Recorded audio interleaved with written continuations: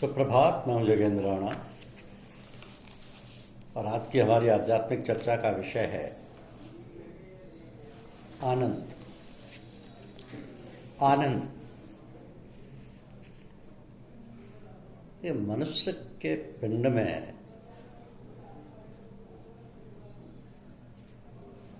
10 इंद्रियां हैं। इस शरीर में 10 इंद्रियां, 5 ज्ञानेंद्रियां और 5 कर्मेंद्रियां। ये इंद्रियां स्वचालित नहीं हैं, इनका संचालक मन है। मन ही इस पिंड शरीर का राजा है। तो मन 10 इंद्रियों के माध्यम से सुख स्वाद लेता है, मगर सुख के साथ दुख भी रहता है। गोस्वामी तुलसीदास जी ने रामचरितमानस के बालकांड के आदि में सृष्टि की रचना का वर्णन करते समय दर्शाया है कि भले पोच सब विधि उपजाए, गण गुण दोष वेद बिलगाए, कहीं वेद इतिहास पुराना, विधि प्रपंच गुण अवगुण साना, दुख सुख पाप पुण्य दिन राति, साधु असाधु सुजाति कुजाति। तो माया ब्रह्म जीव जगदीसा, लक्ष्य अलिक्ष रंग अवनीसा। इसी के साथ ये भी कहा कि जड़ चेतन गुण दोष में विश्व कीन करता, संत हंस गुण गहई पे परिहरि बार विकार। इससे सिद्ध होता है कि ब्रह्मा की सृष्टि में दुख सुख पाप पुण्य साधु असाधु दिन रात सब रहते हैं। इस जगत को द्वंद्व जगत कहते हैं। तो मन जो इंद्रियों के माध्यम से सुख पाना चाहता है, उसको दुख भी झेलना पड़ता है। सुख क्या है और दुख क्या है? तो मन की अनुकूल अनुभूतियों को सुख कहते हैं, मन की प्रतिकूल अनुभूतियों को दुख कहते हैं। अब मन ही दुख और सुख का भोगता है। तो जो मनुष्य केवल सुख की आशा में जीवन भर कर्म करता रहता है, वह अज्ञानी है, क्योंकि सुख के साथ लगा हुआ है। और मनुष्य दुख से बचना चाहता है। दुख से बचाव का एक ही उपाय है, और वह है केवल सुख की आशा में जीवन भर पड़े रहने के बजाय मनुष्य को चाहिए कि वह पिंड शरीर के व्यवहार से निकलकर अपने ब्रह्मांड शरीर के व्यवहार में आ जाए। अब ये ब्रह्मांड शरीर क्या है? तो ब्रह्मांड शरीर को ही सूक्ष्म शरीर भी कहते हैं। मनुष्य के सूक्ष्म शरीर के 2 भाग हैं। इसके पहले तो निचले भाग में मन बुद्धि चित्त और अहंकार है। त्रिगुण है, सतोगुण तमोगुण और रजोगुण। सूक्ष्म रूप में ब्रह्मा विष्णु और महेश और ओम ध्वनि। ये मनुष्य के सूक्ष्म शरीर की त्रिकुटी की त्रिपुटी है। त्रिकुटी की त्रिपुटी है। त्रिकुटी की त्रिपुटी कैसे हुई? त्रिगुण सतोगुण तमोगुण रजोगुण। सूक्ष्म रूप में ब्रह्मा विष्णु और महेश, ये हो गए ना। तो और ओम ध्वनि है, और मन बुद्धि चित्त और अहंकार है। तो इस त्रिकुटी में जो मनुष्य के ब्रह्मांड शरीर के बीच में है, उसमें मधुर ओम ध्वनि सतत गूंजती रहती है। ओम ध्वनि में भी 3 है, आ उ म ओम। त्रिकुटी में ही सतगुरु की मूर्ति प्रकट होती है। तो ये जो त्रिकुटी में गुरु मूर्ति प्रकट होती है, यही काल्पनिक मूर्ति है। ये काल्पनिक मूर्ति है, वास्तविक नहीं। यह ब्रह्मांड शरीर काल का लोक है। गुरु की एक काल्पनिक मूर्ति सब गुरुमुख शिष्यों के अंदर नहीं प्रकट होती। ये मूर्ति केवल उन्हीं परम भाग्यशाली शिष्यों के अंदर प्रकट होती है जिन्होंने तन मन धन एवं निजमन से अपने को गुरु को समर्पण कर दिया है। तो गुरु की वास्तविक मूर्ति तो पार ब्रह्मांड शरीर के सतलोक में है, जिसे चौथा पद भी कहते हैं। वहाँ शब्द एवं प्रकाश के रूप में प्रत्येक व्यक्ति के अंदर विराजमान है। तो सतगुरु की दया से जिस साधक की सूरत भूमध्य से उलटकर ब्रह्मांड शरीर की ओर अभिमुख हो जाती है, वो पहले शेषन दल कमल की बैठक में आ जाता है। यहाँ घंटे और शंख की मधुर ध्वनि उसकी सूरत बनती है। अब सतगुरु की दया से और साधक की अपनी लगन से अभ्यास के द्वारा सूरत ऊपर की ओर चलती है और त्रिकुटी में पहुंचती है। तो त्रिकुटी में सतगुरु की दया से सूरत ओम ध्वनि में लीन हो जाती है। यहीं पर सूरत को शांति मिलती है।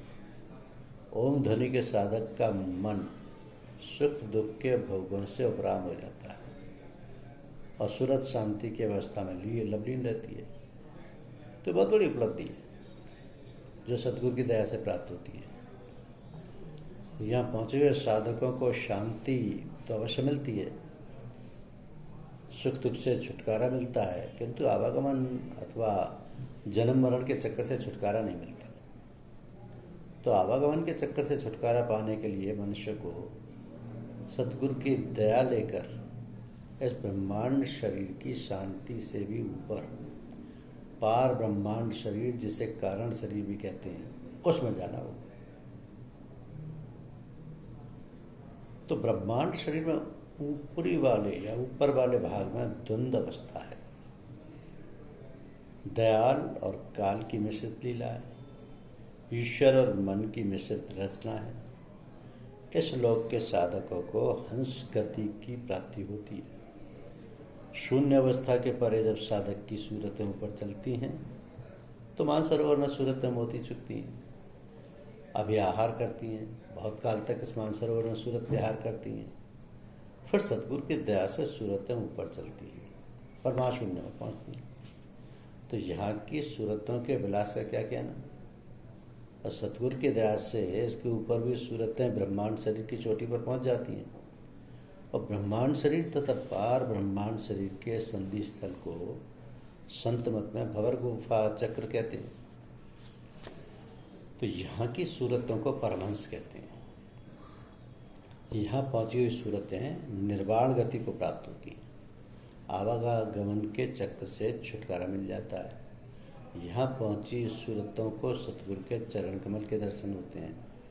ब्रह्मांड शरीर अर्थात सूक्ष्म शरीर में सतगुरु नहीं रहते। ब्रह्मांड शरीर सूक्ष्म देवी देवताओं का निवास स्थल है। इसके ऊपर पार ब्रह्मांड शरीर है। इसके मध्य में जो चक्र है उसे संतमत सतलोक कहते हैं। तो इसी सतलोक में सतपुरुष का वासा है। शब्द एवं प्रकाश के रूप में यहाँ पहुँची हुई सूरतों को आनंद की प्राप्ति होती है और यह अवस्था शांति के परे की है। इस चौथे पद में ही मंगल की खान है। तो आनंद और मंगल पर्यायवाची शब्द हैं। मंगलम गुरुदेव मूर्ति मंगलम पद पंकजम। तो गुरुदेव की मूर्ति जो मंगल में है, मंगलदायक है और मंगल स्वरूप है, वो चौथे पद में है। क्या स्वरूप है मंगल आनंद का और कौन लेता है ये आनंद? वो है चौथे पद में शब्द गुरु में सूरत का लवलीन हो जाना। गुरु आनंद का रूप है और सूरत आनंद लेती है। तो चौथे पद में सतगुरु का माथा है और सतगुरु के चरण कमल चक्र के ध्वनि और प्रकाश हैं। बस सतगुरु मनुष्य के पार ब्रह्मांड शरीर में भंवर गुफा से लेकर सतलोक अथवा चौथे पद में शब्द एवं प्रकाश के रूप में निवास करते हैं। इस लोक में न देवी न देवता कोई नहीं है। इस लोक को ही संत देश, दयाल देश, निज देश, पिया का देश और चिदाकाश ब्रह्मांड कहते हैं। तो पार ब्रह्मांड शरीर का धर्म आनंद है।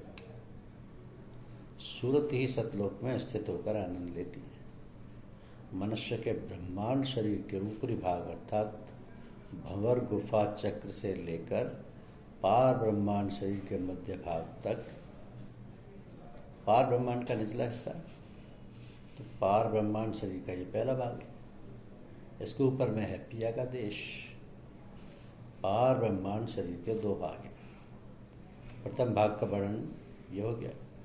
द्वितीय भाग में सतलोक के ऊपर अलग लोक, जिसके अधिष्ठाता अलग पुरुष है, और उसके ऊपर अगम लोक है, उसके अधिष्ठाता अगम पुरुष है।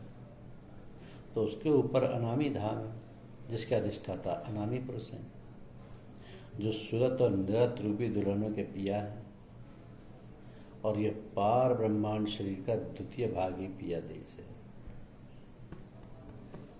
तो ये पिया देश और पिया सुरतों और निरतों को संत सतगुरु की दया से प्राप्त होते हैं। कहा सुनी की है नहीं, देखा देखी बात, दूल्हा दुल्हन मिल गए, फीकी पड़ी बारात। ये दूल्हा कौन है? और ये दूल्हा माल के कुल का अंश है, जो प्रत्येक व्यक्ति के अंतर में पार ब्रह्मांड शरीर में अंश रूप में विराजमान है। ये दूल्हा अंशी है। अब ये दुल्हन कौन है? ये सूरतें और निरतें दुल्हन है। इन्हें सूरत सखियां भी कहते हैं। ये दुल्हन अंशी दुल्हे का अंश है, जिसे जीवात्मा कहते हैं। ये परमात्मा और जीवात्मा का संबंध है। तो पार ब्रह्मांड शरीर में सतलोक में सत्पुरुष है, वहीं संत रहते हैं, वहीं संत का संग होता है। तो सूरत ही सत का संग करती है, सूरत ही वास्तव में सत्संग करती है, सूरत ही आनंद लेती है। सतलोक के निवासी संत या सतगुरु के रूप में जीवों के कल्याणार्थ अवतरित होते हैं, और संत सतगुरु की दया से ही सूरत को इस आनंद की प्राप्ति होती है। इसलिए कहा है कि गुरु गोविंद दोनों खड़े, काको लागू पाए। बलिहारी गुरु आपने, गोविंद दियो बताए। तो मनुष्य शरीर के तीन भाग, यानी स्थूल, सूक्ष्म और कारण, और तीनों शरीर के अलग अलग कर्म एवं अलग अलग धर्म हैं। जैसे मनुष्य के अंतर देखिए, कर्म, धर्म और भोक्ता। स्थूल शरीर या पिंड शरीर क्या है? कर्म। और धर्म में क्या है? सुख दुख।